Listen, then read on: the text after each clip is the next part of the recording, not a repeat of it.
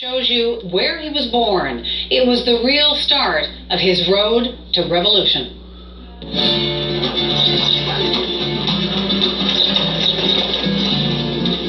Of course, it is probably best to start at the start. How about Fidel Castro's birthplace? Once a lush sugar plantation owned by his fabulously wealthy father. And how many people worked for him here? 150, 160, maybe more. Wow. It was, by the way, the first private property handed over to the government when the revolution was won. Castro insisted on it, to the horror of his mother. Was she upset with him? Yeah. She was mad. Yeah, of course. Lázaro Castro Aguilera, the Castro part he chose himself. He is now the keeper of the place, a man of undying loyalty to the Castro legacy. A new fresh flower picked every day, placed beneath a photo of Lina Cruz, Fidel Castro's mother, a woman he maintains endured much, starting with Fidel's birth. Really? Yeah. This is Fidel's crib. Yeah. You were saying before Fidel was a big baby. Yeah. But when Fidel born, 12 pounds, Fidel's mother said, "Oh my God, it's a horse." And now it's a horse. Because all Cubans talk about Fidel as a horse, as a strong man.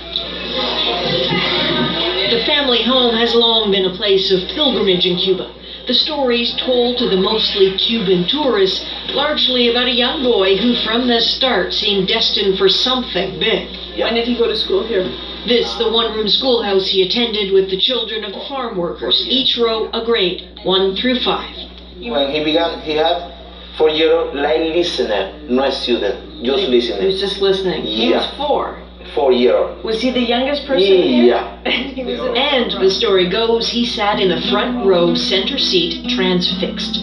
The stubborn seeds of rebellion taking root even in this curious pocket of privilege. He was, by all accounts, kind of an odd kid. At the ripe old age of 7, Fidel Castro threatened to burn this whole place down if his father didn't agree to let him keep going to school. He got his way. And then a few years later, he became so upset at the treatment of the workers on this farm by his dad that he threatened to organize a rebellion of the workers against his father if his dad didn't start paying them better. At that point, Castro was 12. It would be tempting to pronounce these tales as exaggerated.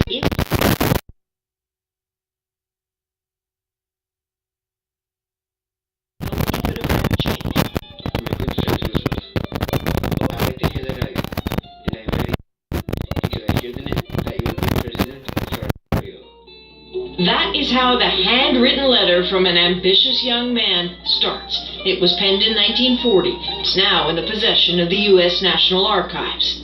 If you like, give me a $10 bill green American, because never I have not seen a $10 bill green American, and I would like to have one of them. Bold request, but then again, this shouldn't be a surprise considering who it was coming from.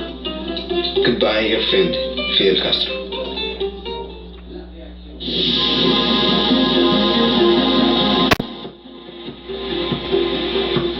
Just over a decade later, Castro would lead the revolution that would overthrow the dictator Batista. He started it here in the East. All of Cuba's revolutions started here. The population poorer, less Spanish, or Caribbean than other parts of the island. Inequality, always a preoccupation. The mountain path up the Sierra Maestra is well worn now, but back in the 50s it was a secret, only known to the runners who supplied the guerrilla camp, Castro's camp, where the revolution was directed. Most important. The original bed, the original fridge to store medicines, carried up on the backs of loyal locals. A bullet hole in the side, a near miss from a skirmish with Batista's men. Can you show me the trap door? And for the ever paranoid Castro, a trap door in case the camp was invaded. He's not supposed to do that. Okay. No. Could make a quick escape to get out of there. You see the escapers? Yeah. Okay. It's one thing to imagine life in those days of Che Guevara and Fidel Castro plotting destiny in the jungle. another to have proof of what it was like. Luckily, we do, a little treasure from the archives, a CBC interview conducted on this very spot back in Castro's heyday. We have got many victories. We brought it with us up the mountain, showed it to a group of British tourists. We're from Canadian Broadcasting, and in 1958 we had a cameraman come here to this spot and interview Fidel. And so we were just, if you want to see it. What kind of government would you establish? Would you be president? The questions all political, the answers, of course, beginning with the lighting of a cigar. We will establish a real representative and democratic government.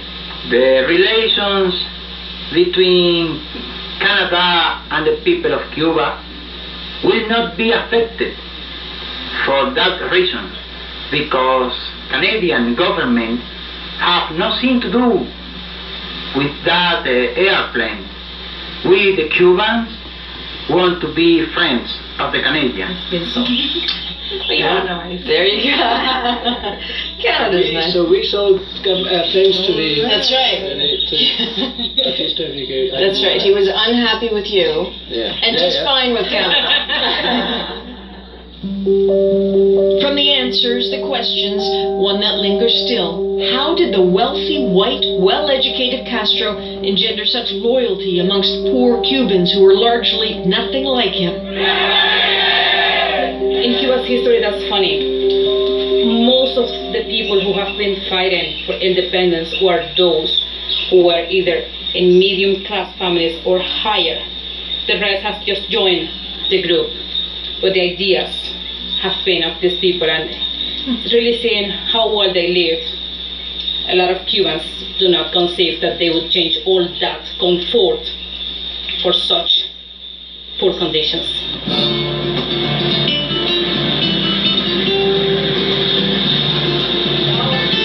Travel the revolutionary road and you can't help but find those who profess unfailing loyalty to Castro, part decree, part desire, part deepest of sincerity.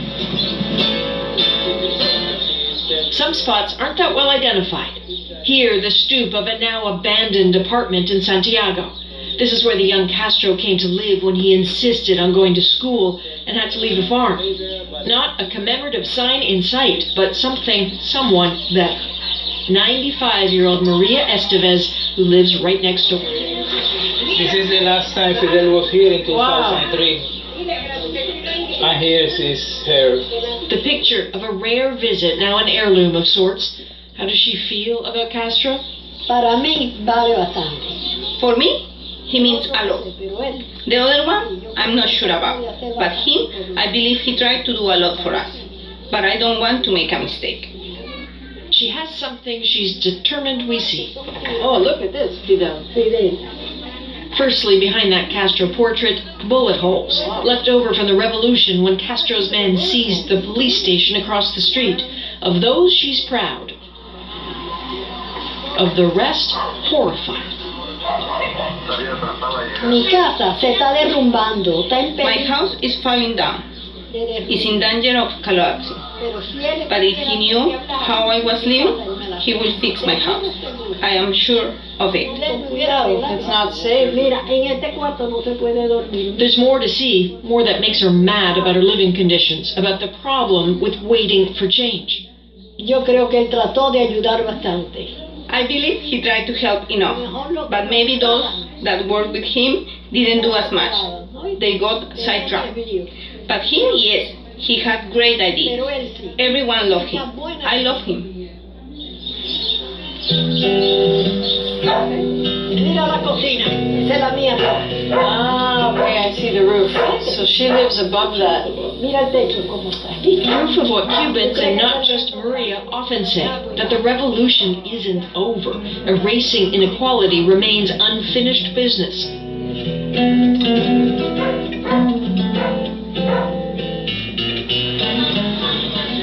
Even at Fidel Castro's very doorstep, all is not right.